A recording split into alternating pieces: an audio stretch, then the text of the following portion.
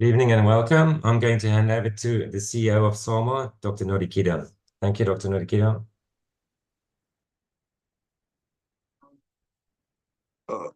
Thank you very much. Thank you very much, Renee. Can you hear me, colleagues? We can hear you. Thank you. Yeah, I'm struggling with my video here. It does not allow me to show my video. But I'm sure when I'm coming back in, I will be able to show my face so that the colleagues can see me. Nevertheless, let me take this opportunity and greet all of you, ladies and gentlemen. My name is Mzulungile Notigida. I am the current CEO of the South African Medical Association. I welcome you all tonight. We will be looking into a very, very important issue this evening. We confront a reality that demands our attention and the collective action. We have to face the reality of today, which calls for both our individual and group efforts. Like a cancerous force, organized crime has crept into the core of our healthcare system, undermining the integrity of the institution and the trust that underpins it. While we recognize the seriousness of the task at hand, let us also seize the chance it offers. Through our esteemed speakers, Mr. Abdul Moses from Definitive Risk Management Solutions, and our very own Dr. Zianda Mgugutusillo from the SAMA Professional Affairs Department, we will examine the multifaceted nature of organized crime in the private health sector while exploring its manifestations, impact, and underlying drivers. But more than just dissecting the problem, we will also explore the potential solutions and strategies for combating this pervasive threat, drawing upon the collective wisdom and expertise of all those gathered here today. So thank you very much for joining the webinar tonight, and let the webinar begin. I will then hand over to Moses. Moses, over to you.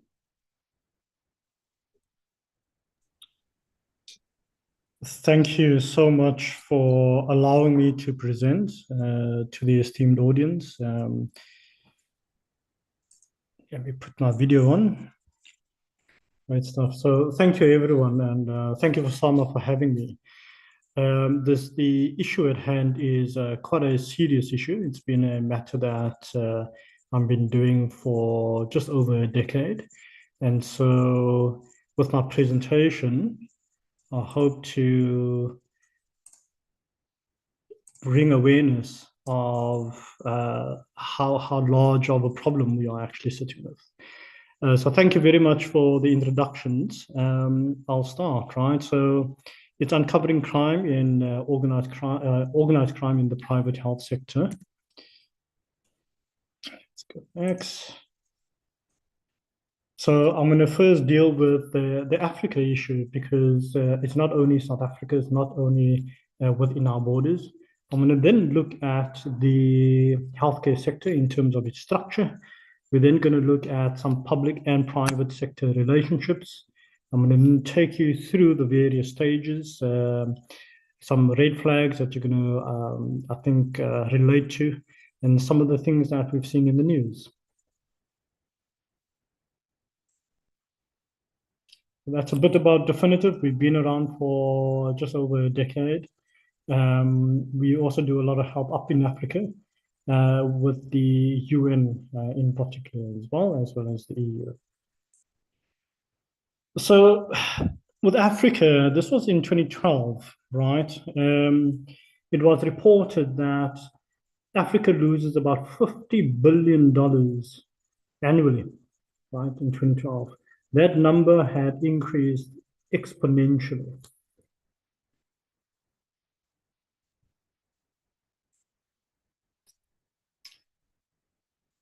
In SADC region alone, 500,000 people have had fatalities because of fake medicines, right? You'll see 169,000 were linked to falsified and substandard antibiotics. And the WHO had estimated that caring for these falsified, as a result of the falsified medicine, cost about $12 million to $45 million every year. We all know in South Africa, there is a very serious issue, and it's not only in the public sector. We're going to go through some case studies just to demonstrate the point. So how does the industry look? And it's important because if you understand this pyramid, we're then going to basically peel back the layers of this organized crime. So you have patients which are literally the predominant, they're the engine that actually runs the healthcare industry, right? And so they're right at the bottom. Then you're going to have your medical professionals and your doctors, the hospitals and clinics, and then you're going to have some state entities that provide public type insurance, medical insurance, right? SASSA with the disability grants and CA for employment medical claims. But what we see in the news is why these social grants are paying people outside of South Africa, right?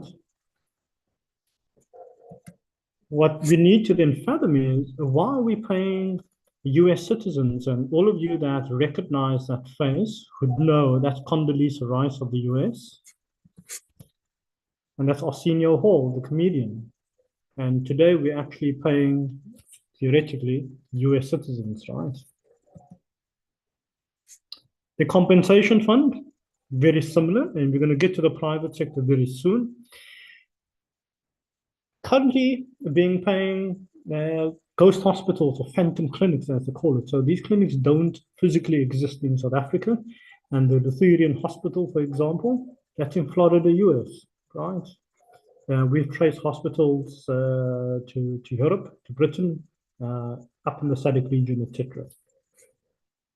We'll unpack that very, very soon. What you'll see here is medical disability claims, right? And very evident based on the information we got. And this was information that we got in 2015. And you're going to see how the motives have changed because of the technology. And so there you have a particular person with the same face, but with a very different, distinct ID numbers, right? At the same time, by the way.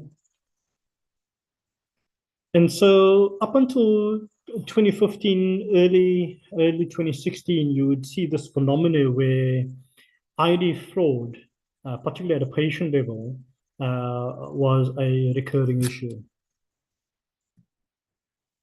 But then it started to change with technology, because whether we like it or not, we're all human. We all react to a particular notification, either in our emails or via our phones when we get an SMS notifying us we've got a package that's being delivered, but they need your updated address, right? In this particular instance, you'll notice a patient was admitted to Durban on the 1st of August 2019 with a particular ICD-10 code, which was S42, right? When we collated all of the data, we noticed that that very same patient was also admitted into a hospital in Bloemfontein, right? What was distinctly different here, though, was that the ICD-10 code was changed. So where the patient had a wrist injury before, which cost the state 1,200, all of a sudden, they had a permanent disability, and the medical claim went from 1,200 to 450,000 rand. That was one claim. Just bear that in mind.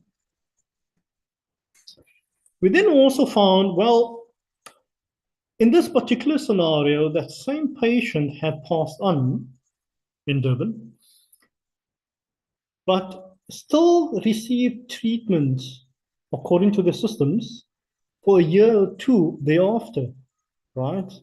We're actually considering whether Pastor Bashiri had resurrected these patients so that they could receive medical treatment. What was telling, though, for those of you that had noticed that triangle in the center, was that the money was not paid in either Durban or Bloemfontein, but the money was paid into Gauteng, right, in Pretoria. And so we have a number of red flags. We have patients that's checked in at multiple locations at the same time. We have patients that's aged between 72 and 92 for injuries on duty. In other words, these are patients that are still employed, right, that are getting injured. We also notice that patients' ICD-10 codes, which are hard-coded, it's hard-coded, not, you're not allowed to change these, have been changed. And then if you look at the residential address versus the hospital admission, so if the person is in Durban, you'll notice that they're basically being admitted to a hospital in Northern Cape and so on, right? Then if you recall that triangle, we had the patients and then we had the doctors at the next level. And so we did an exercise back in 2014, and this was a journey for us, right? We started with this phenomena. We reported it in 2012. I was told by first the DA government in the Western Cape that this cannot happen, right? I then went into the Eastern Cape and the ANC had said exactly the same thing. This was way back in 2012, right? More than a decade ago. We took all of the data, we collected all of the hospital books, etc., etc. It was a massive exercise. But what we had found was that the doctors, based on the data, would appear multiple locations throughout the country at the same time, right? And they were seeing at a minimum 60 patients a day, right? And we had one particular doctor that was seeing up to 200 patients a day. And so this was, as you can see, these were old articles, right? Bogus doctors. We all are quite familiar with Dr. Lani, Matthew Lani. And we all thought, well, yeah, we all laughed about it, but is this an isolated incident, right? And if you just type in bogus doctors South Africa, this is the search results that you would get. And this is only the tip of the iceberg. And so what our analysis found was a number of medical service providers, one were registered only as ambulance drivers, but were submitting medical claims. We had terminated doctors. We had doctors that weren't practicing any longer, and so on. We had the earliest registered MSP, as you can see, from 1949, right? And the oldest was 98. Here are some of those doctors. And so this is now post 2015, where we started to look at claims, medical claims, between 2017 and 2021. And what we had noticed was these doctors that had deceased were still submitting claims between that period. You're going to see the figure on the next slide. These were doctors that were still claiming up until 2021, and you can see the oldest there, 98 years old.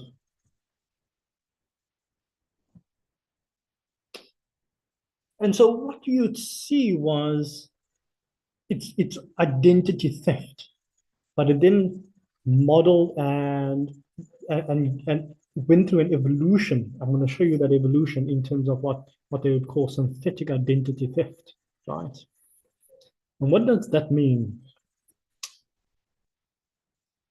It means that if you look at what's happening in our environment in South Africa, is where we had cyber attacks before. You all recall when a number of banks were victims of cyber attacks. But what were they after? Were they after money? No, they were actually after just your data, your personal data, right? Then who was next? They went after credit bureaus. You guys remember Experian, right? And that's what they're after. They want to see all of that data. Okay, and we're going to talk about, if you look at how it's structured around POPI, the Personal Information Act, and how there's a responsibility to protect that in terms of Section 19B, right, in unlawful use, etc., etc. And you can see in 2024, where they had initially estimated 53 cyber attacks per month, it's now sitting at 150 cyber attacks per month. That's 1,800 per annum, right? And people don't know that their credentials are being used. So in the Western Cape, what we had found was, by the way, that was about 1,300 bogus doctors that was operating at that point in time, right? The one bogus doctor was actually in demand in the private sector and was conducting operations. And there were 2 fatalities as a result of that. We traced the one doctor to I'm not certain if everyone knows, a suburb called Sunset Beach. It's a very exclusive suburb, right? But you have to be very, very rich to stay there. In the Eastern Cape, we had found a particular person that had utilized an existing practice where the doctor had passed on for more than a decade. And he had continued the practice and claimed from the state for almost 100 million rand. And so what you would get is all the red flags for the doctors, which was very similar to the patients, right? Where it's synthetic identity theft now, right? And we're going to show you how it gets done. They appear multiple locations at the same time, but these are, as I said, it's synthetic, it's digital. It doesn't actually exist, it's phantom, right? I've given an example here because this was an actual case that we did quite recently, in fact, where the doctor hadn't yet qualified, right? So they didn't get the medical degree yet. And what had happened was the organized crime syndicate had gotten hold of those records, those student records, and they were using it to submit as if it was a doctor. The doctor had no idea this was happening to them, right? And so you had to then look at the FICA documents and the KYC. We're going to get to that, right? But that bank account that was registered in the doctor's name was not that particular doctor.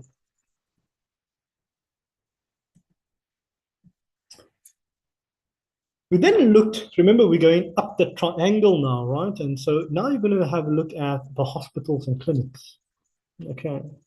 And so on this particular side, you see I've on the top side, there's a hospital that's quite clear to see, and the bottom side is a bit grayed out, and there's a reason I did that. Right on top, you'll see you can have registered hospitals that do exist, right? That's plausible. Now, what we would call, we have to hypothesize how the organized crime syndicates would go about doing this, right? And so if there's an existing hospital, I can steal their credentials and we'll show you how. You're also going to have a scenario where you do have hospitals, but it's unlawful because they're actually not registered, right?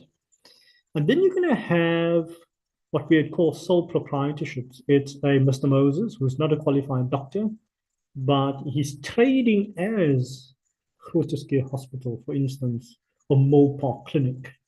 And so when I register my bank account, I say it's Mr. Moses, trading as Groote Schuur Hospital, Pty. Right. We then get to some very interesting scenarios with regards to what we would term phantom clinics. So the hospital credentials are actually stolen, right? In other words, they go to CIPC and not on the first month, because that's when they do reconciliations, and not on the last month, because that's when you're also doing reconciliations, etc., and getting ready for month end. But they change it on the second and third week. What do they change? They change the directorships and they change the bank account, and the money gets all diverted. In other words, what money gets diverted?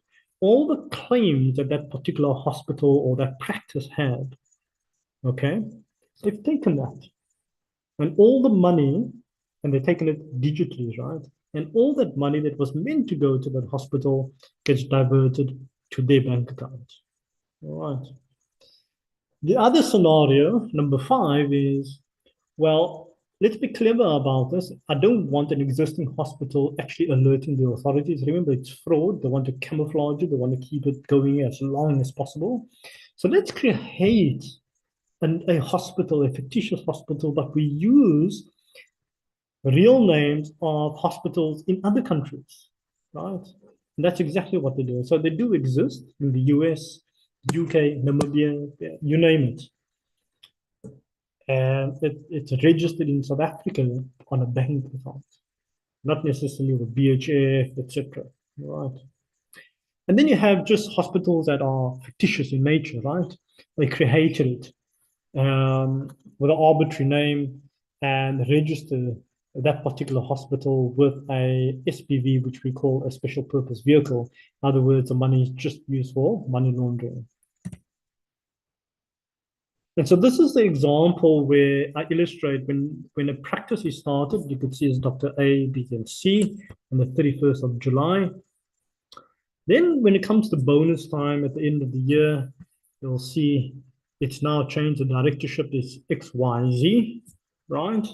And the payment period is from the second week to the 16th of December. And then they change it to Mr. X trading as Dr. A. You see that? And they do that deliberately so to camouflage it. So when you send a instruction to the bank, right, it says, it's still Dr. A. But now they've changed the actual bank account, which is not that obvious. And so they camouflage it. So how do they actually do this? Let's see. So if you are familiar with the fraud triangle, it's been around for some time. You'll see the medical industry. Remember that pyramid? This is now one-dimensional. You'll see there's the hospital. You have a patient and you have employees, right? I only need 2 out of that 3 to make the scheme work. And they use the exact same scheme, the organized crime syndicate, to operate in the financial services sector. Now, remember, you had a lot of patients that are deceased. What happens in the insurance side, they start claiming from the insurance as well, life insurance, right? That happens in the construction industry as well, where we trace properties that are in the ocean, right? It doesn't exist, etc., but it's a camouflage, right? It's window dressing. And then social welfare, we saw SASA. This is exactly it. It's a worldwide phenomenon. And so what's happened from a technology point of view, right, is that prior to 2015, they were using what you would call a hardware keylogger, right? That looks very similar to a USB, okay? That USB I plug in, I walk into the hospital admin room, and you must remember, hospitals are not geared to provide IT services. You're not going to employ the best IT cybersecurity expert. You're in the business of running a hospital, looking after patients. That is your business. But I can get a security guard, and that, by the way, is a real example where they would pay the security guard 200 Rand. Can you put this on that particular server? And they already know, right? The technology then changed because that would still mean you place reliance on internal actors to gain access to your servers, access to your admin room, etc. The technology changed because now I did not need to use a physical keylogger device. It then transformed into a virtual keylogger. In other words, I could hide that keylogger program within an email, within a picture, within my signature on my email. And you, unbeknownst, is sending all your keystrokes to a third party that could be sitting anywhere in the world, right? And so you'll see all of these security breaches are the ones that we actually detected. There were numerous ones. And these were, by the way, not part of the statistics of the information regulator. And so how did that change? So all of us know about AI and generative AI. I think our IT guys can relate here. But you'll see that first picture, right? We all got Apple Pay as an example. Now, in that first input, you'll see the hair, right, of that particular person. In input 2, they combined it, and on the output, you'll see that the hair is now relayed onto the other picture, okay? But it goes a step further. It can mimic a person's voice, right? It can mimic your body language. So the way I talk, the way I present myself and my hands, etc., it does that. Okay. And so now they've built technology that could bypass multi-factor authentication. In fact, we had our first instance where multi-factor authentication had failed about a month and a half ago. So you can see at the bottom, they've created synthetics that behave like us. Right.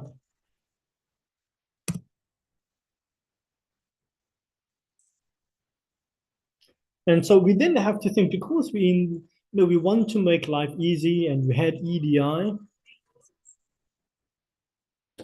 electronic data interchange, to make things easier. How does it work? And so typically that information is uploaded into a server and then submitted. And you have third parties, it doesn't have to be the state. You could have a switching house as well that acts as your intermediary. Now, for that to happen, the local host, your computer that's sitting there in the admin office that records all of the patients and all of the treatments, that host has to be authenticated. In other words, there has to be this digital handshake that says, I recognize this computer, and we therefore will accept all of the information that's being uploaded into our cloud, for instance, right? And so you're going to be sitting with three scenarios. How do they intercept it? And so what you could do is, in scenario A, basically intercept that data before it gets uploaded and then change it or replace it.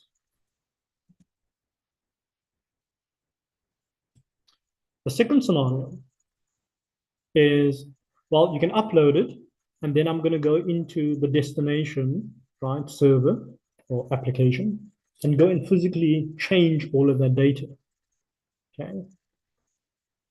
The last one is, well, I don't want to take risks, right? And I want big reward. And so I want to bypass the firewalls as well. The best way to do that is, well, I could clone that local computer. And therefore, I have now made a replica. And so any information that I've uploaded now is recognized because it's a clone of that original computer, the local host. And what does it do? It means they've bypassed your firewalls. Right? So all of the protection that you may have thought was there has been completely thrown out, and they have easy access. And so you would see with the organized crime syndicates, they become very intelligent, so it's a targeted approach, not only on the patient data, it's on the hospitals. They look for hospitals, for example, that are VAT registered, and then they claim the VAT back as well, right?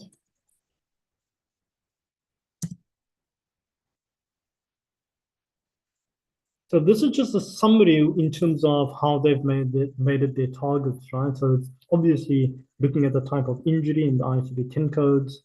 You'll see on the system itself, it will say system change 0, then they'll change it from A. Moses to Condoleezza Rice, for example, and that would be 01, then I approve it, right?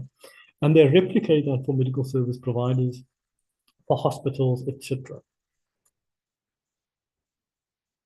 And just to demonstrate how efficient they are, this is a very well-run establishment, right? They log on to the system, okay, just before 9, and you'll see they'll start accessing the patient data and the medical data. So you'll see at 9 o'clock, they've got a user ID. Now they've accessed the system, and they go and change it 2 minutes past 9. At 3 minutes past 9, our senior wall, and it gets changed 4 minutes. This, by the way, is based on our criminal investigations that we had done with the NPA, right? And so it's a very well-functioning, well-oiled, organized crime syndicate that's been operating in South Africa for the last 15 years. The same for the hospitals, they've done exactly the same. So where it was Grooteskier, they've camouflaged it and say the bank account is now Condoleezza Rice trading as Grooteskier and so on. And so here, just to illustrate where they have changed the bank account, right? the bank account, and the camouflage is they still retain the actual name of the patient or the hospital. And so for those of you that want to know the impact, in South Africa in 2019, when we were doing the reconciliations and we collaborated with the BHF in this regard, there was 33,000 registered MSPs. We were paying more than double. In 2022, there was 77,000 registered MSPs, medical service providers, right? My apologies. But we were paying 145,000 hospitals, phantom hospitals in total. Now, you must remember, not every hospital does work for government, etc. So I said it's about 100,000 phantom hospitals. We drilled it down because we were told we could never recreate a patient profile, etc., etc. We did this, right? And you'll notice that in 2012, per hospital, we actually started to build these data, rich data, where you can see the dark blue. Those would be your legitimate patients. And then the smaller, darker blue, almost tangents, those would be your synthetic patient data, people that actually don't exist that was getting paid, right? And you could see it exponentially increased as well.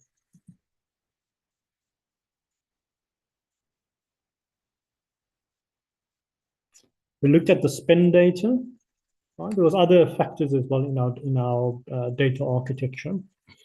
But you could see we were paying hospitals obviously beyond the borders of South Africa. I obviously can't put in graphically the US, etc., just make it a bit more crowded. But you could see the ballooning costs of some of these hospitals over a period of time.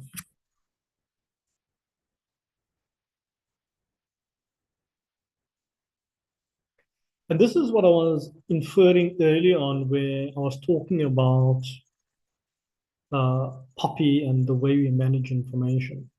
Right. Let me illustrate. The patient goes to hospital A, and all of that information has to be secure because the legislation says you need to make certain that no one gets access to that. Okay. So hospital A is not going to speak to hospital B.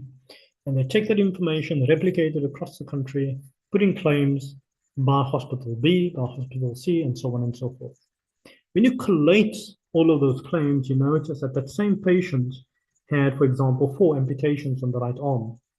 That would be 450,000 times 4. And so you have a claim that is close to 2 million rand for one patient that had lost 4 arms, right? So how did this syndicate actually work? This was an analysis of bank statements and bank accounts, right? Extensive. And what we would notice is that those runners right at the bottom are the ones where they try to bypass the KYC, right? KYC, know your client, and the FICA, right? So how do I bypass that? There are a number of unemployed people, so they approach youngsters between the ages of 19 and 24 and say, would you like to earn some money? If the money comes in, make certain you keep a percentage and you then pay these particular people, right? And you'll see basically a replica of that structure across the health sector.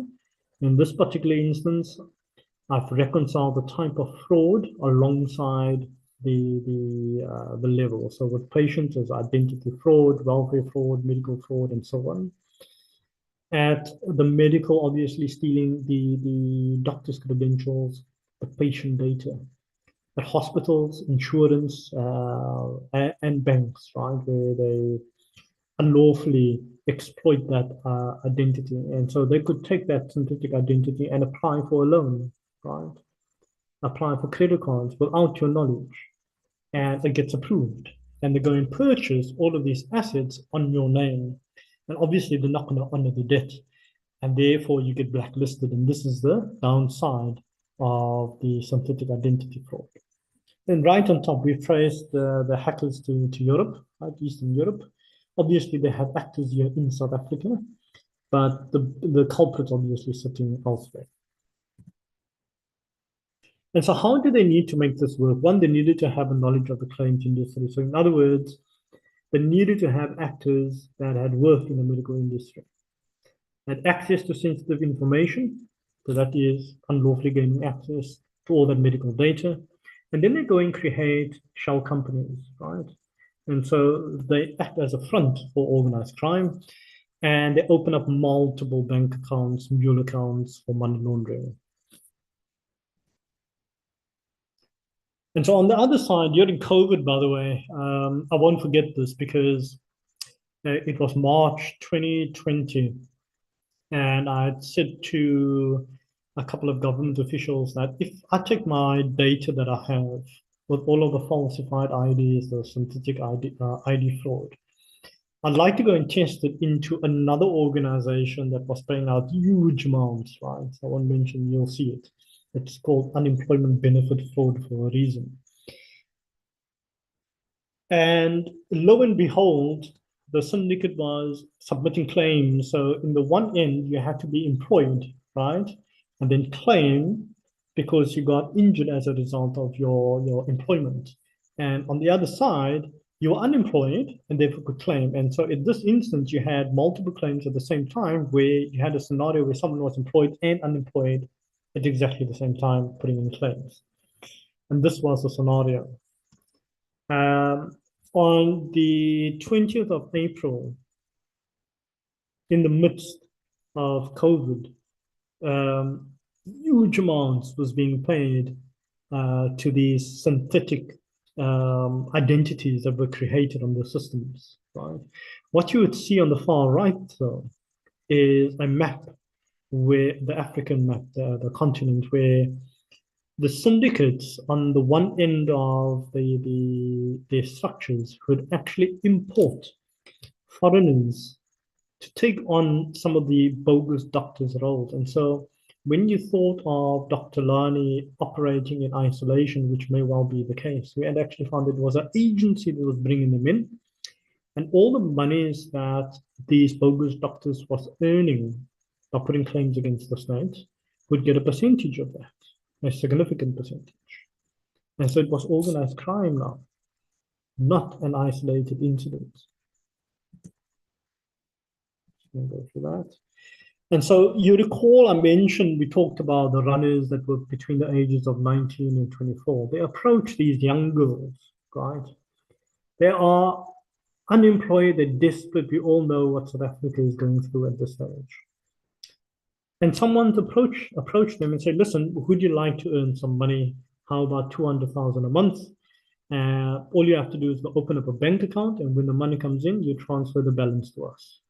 Who's going to say no, right? What is interesting is that although this person is unemployed, they got offered a withdrawal limit. Imagine you're 19 years old and you can withdraw 10 million rand from your bank account, right? This is, yeah, it was, in my opinion, ludicrous how they opened the bank account. Then when they spend some time with the syndicate, they then become lieutenants. They are allowed to open up companies of their own, bring in more people, recruit more people, get access to different hospitals and clinics. And so they've graduated now from being a runner to a lieutenant. Now you can drive maybe a nice car, etc., right?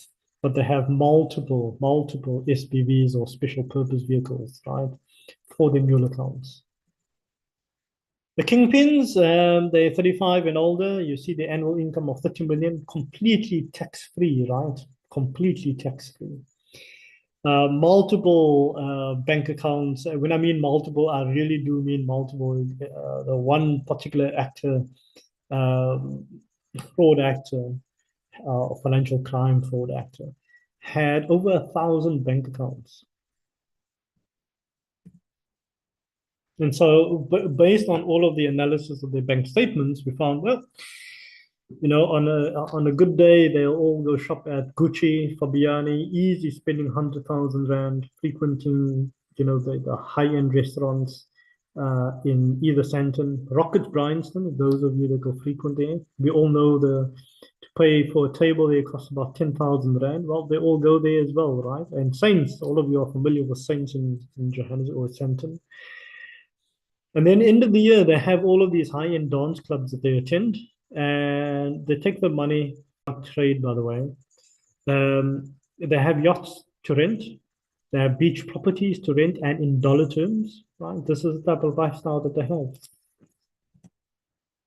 And so, as I said before, even if you look at the data that they sold, they've recreated digital invoices, right? Medical invoices that don't exist. It's phantom services, never happened.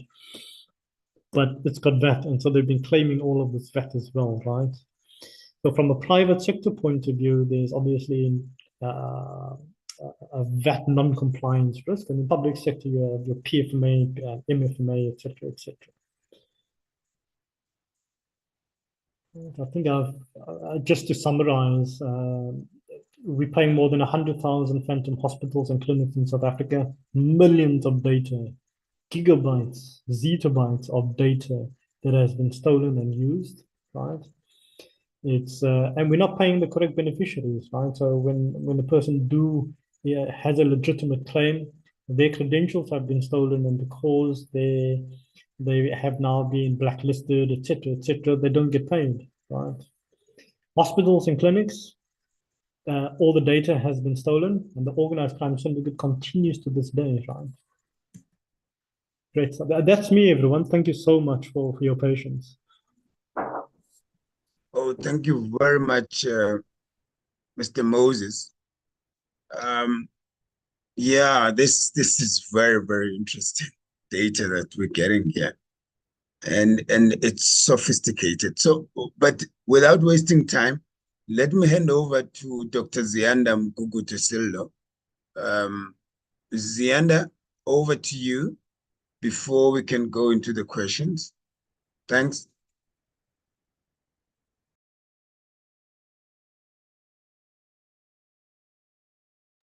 Thank you very much, Dr. Nodigida. Good evening, colleagues.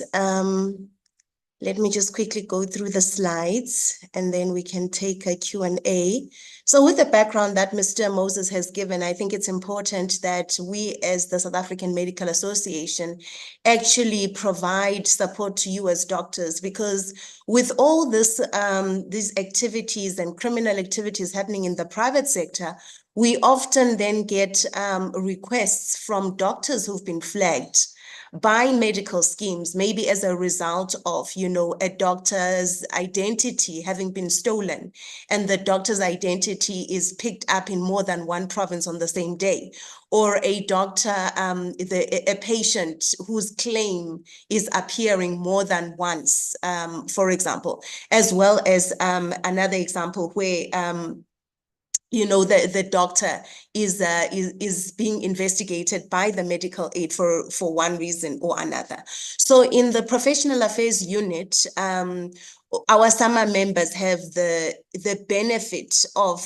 when they receive a letter from the medical scheme saying that a forensic audit has got to be conducted because the doctor has been flagged, it's usually a very negative experience for the doctor. And we as SAMA come in very handy to assist the doctor to resolve the issue. So I'm just going to quickly go through this just to define that a forensic audit is a specialized investigation, and it's conducted to uncover and prevent fraud, waste, and abuse activities, to ensure compliance with regulations, and to protect the integrity of healthcare systems. So the Council for Medical Schemes has defined what fraud, waste, and abuse is. And I think often doctors struggle to differentiate between the three, right? So a medical aid will give a doctor a letter and say, you are due for a forensic audit. And I think most of the time that doctors take it very hard and take it as if the medical scheme is saying you have committed fraud, right? But it is a forensic audit. It is looking for three things. Is it fraud, is it waste, or is it abuse? So it's important for us to understand those three definitions. Now, there is a whole process that is used in order, for a forensic audit to be conducted. So there is the prevention part where there is different, the medical aids, for example, will provide, member benefits and even, advocate for the doctors to have clinical protocols. So we know that as clinical doctors, even the HPCSA and SAMA do, advocate for doctors to use different clinical protocols. And this is a way in which we can prevent some of these issues, because then we standardize the treatment we give to patients, and it kind of eliminates some of these outliers that we find when doctors are flagged for forensic audits. Then there is the detection part of the forensic audit, where they actually they detect in various ways. I'm not going to go into that because Mr. Moses has kind of touched on some of that. And then the response from the medical aid. So the medical aid is responding to some form of a trigger, right? Whatever way they have created, different medical aids have got different triggers. So when you get the letter, you have just been flagged, right? It does not really mean that you are guilty until an investigation is done. So from 2023, these are some of the findings from the fraud, waste, and abuse in forensic audits that we had to deal with within SAMA. And the most common one, colleagues, I think for general practitioners as well as for specialists, we found that there is a rampant irregular use of codes, right? So it may be as a result of misunderstanding of a code, or not being familiar with the SAMA guidelines on what code to use for whatever condition or a procedure that you've done for the patient. In other cases, we found that the billing staff, the doctor's notes and everything may not have an error, but then the billing staff themselves are not adequately trained to then do the billing in the GP practice. Also, where ultrasound is used, we often find that there's a lot of confusion about which codes are used for the ultrasound. We also could charge wrong dependents and wrong members.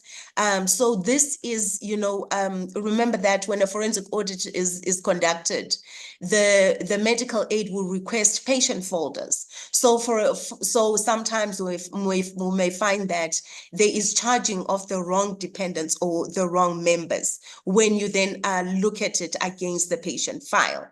And then as well as often there may be the claiming date may be labeled as the date of service, which resulting in excessive patients on one day.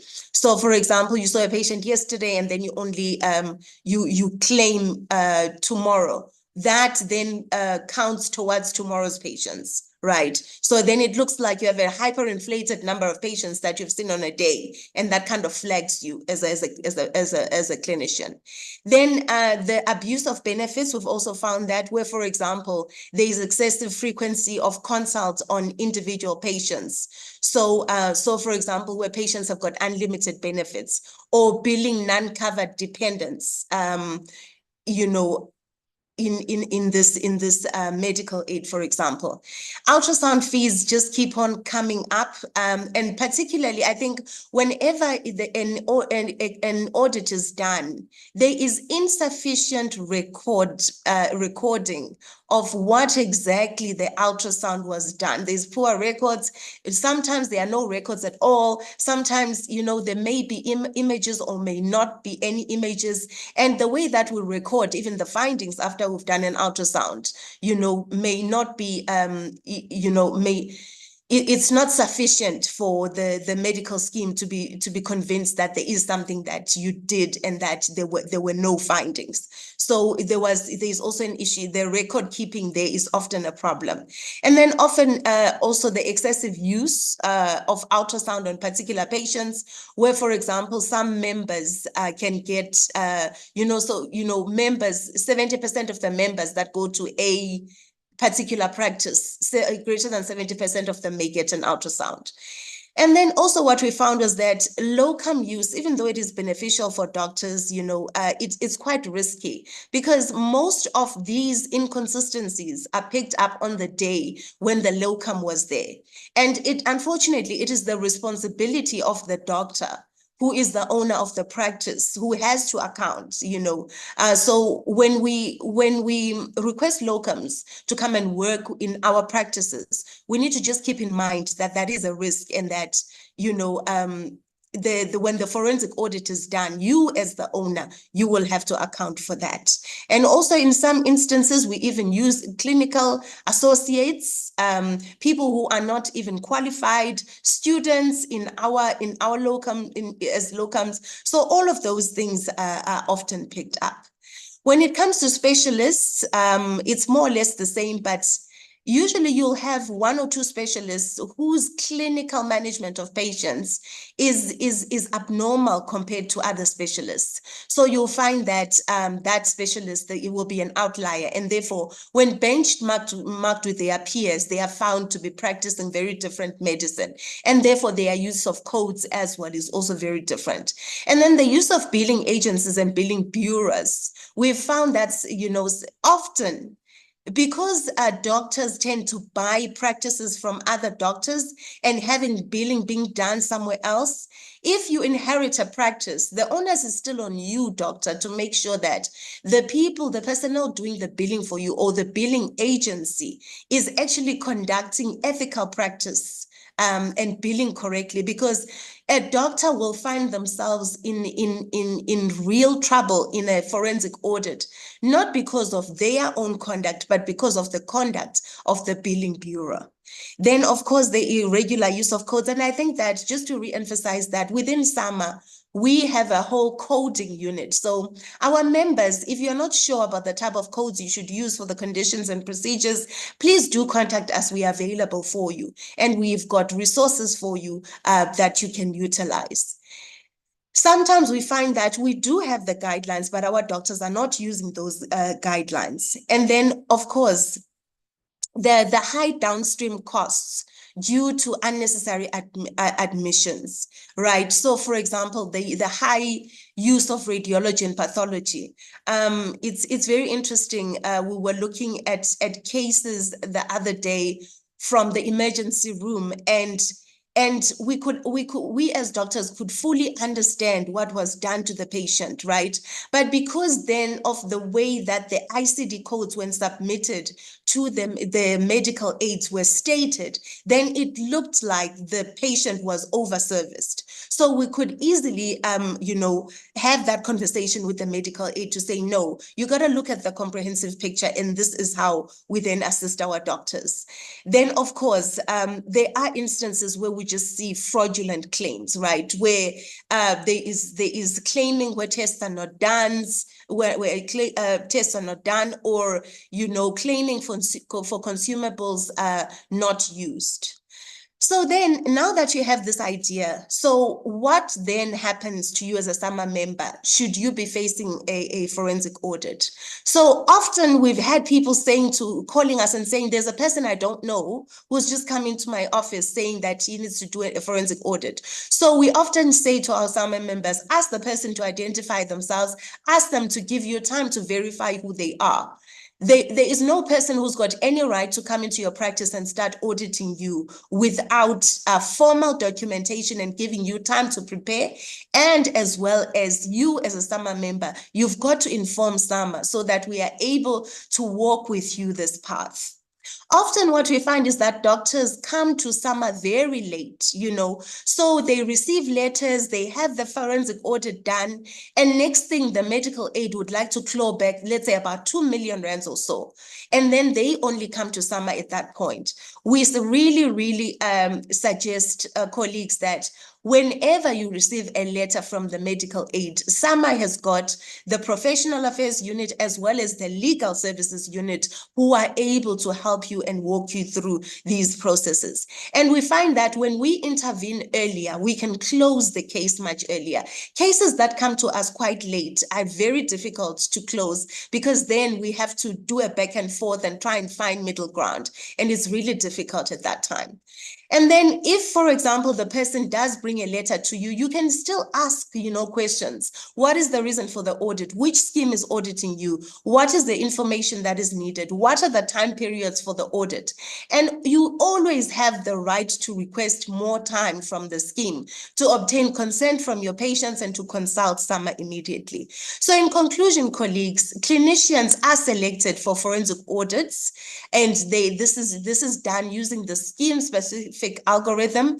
The CMS has got guidelines for various stakeholders on how to on the definition and the way that fraud, waste, and abuse should be managed. SAMA supports you as a member, and we learn a lot of information from the cases that come to us. So we really do promote that, you think about putting strategies in place to prevent forensic audits, such as making sure that you've got standardized clinical guidelines, you make sure that you do a risk assessment in your practice and make sure that you mitigate against these risks. And then also ensure that there's continuous training for coding for clinicians and getting involved in the different spaces where decisions are made about coding for healthcare.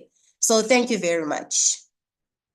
Oh, no, thank you so much. Thank you so much, Zianda. Really, really appreciate that. That was very, very insightful. And I think it's very, very important to emphasize the role that the Medical Association plays in empowering the members of SAMA to make sure that they actually deal with this better. I think we're going to have to move now into the Q&A session.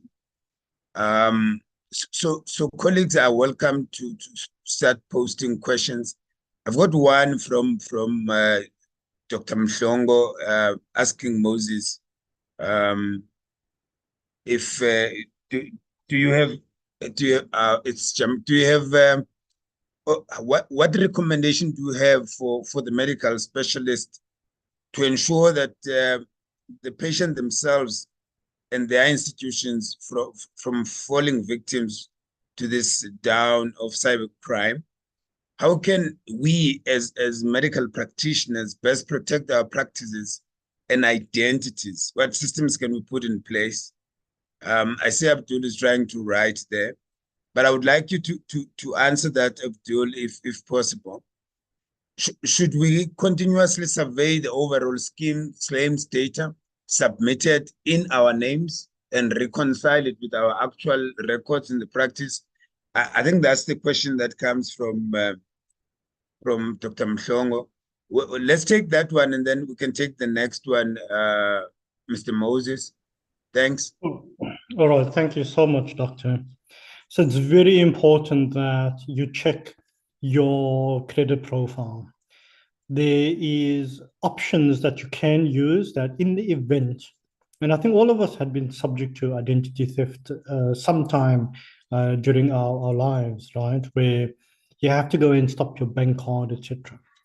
The bank does offer now new features as well as the credit bureaus where if they are utilizing it and if they are, for example, purchasing cars, etc., and not repaying it, typically what happens is you get blacklisted.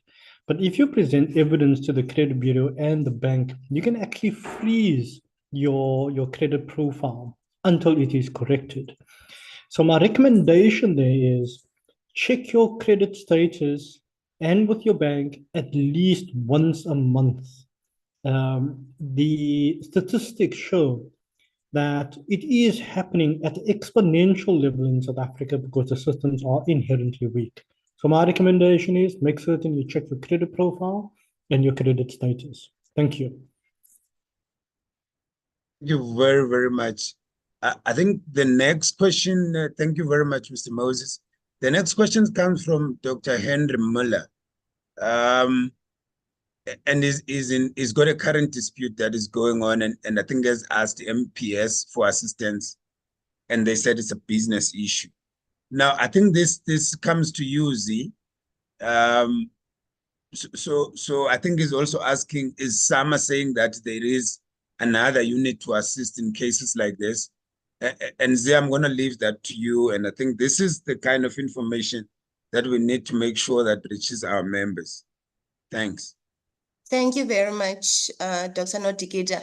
So the role of MPS and the role of SAMA are such that, yes, MPS will deal with the clinical merits of your case, but in a business practice like what it was mentioned, definitely that's what we deal with at SAMA, where we are looking at that to say, when you made a claim, was your claim according to the code, the correct code, right? And if there is a discrepancy, we try and get to the bottom of the problem as to what was the discrepancy.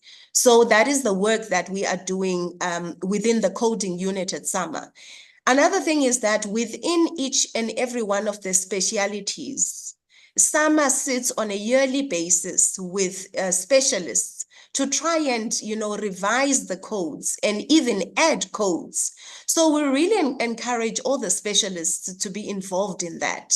As part of our summer conference, we had a coding side, a coding side events, which was the coding conference, where we discussed ICD-10 code, where we discussed CPT, and we discussed ICHI, right? So there is a whole coding department within SAMA. And Dr. Henry, you can just email me on zianda.m@samedical.org. I'll just put up my presentation again, the last screen.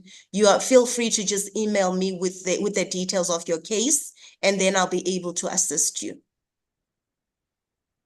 They are my contact details. No, thank you. Thank you very much, Z. I think this is very, very important. And colleagues are really free to contact the Medical Association to assist in cases like this.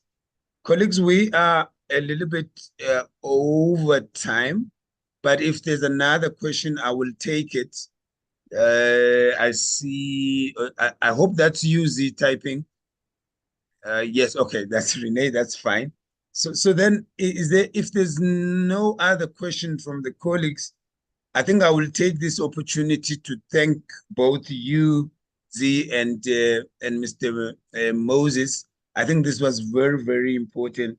And it is quite evident that this organized crime has got more than just a financial concerns in terms of crippling our health system. It puts trust, moral standards, and the very foundations of our health system into jeopardy. And it poses a challenge to the very foundations of our system. And I think it's a call to all of us. We must strengthen our health system so that we can withstand the destructive effects of this organized crime. Let us persist in cultivating cooperation among interested parties. And SAMA plays a critical role in that space.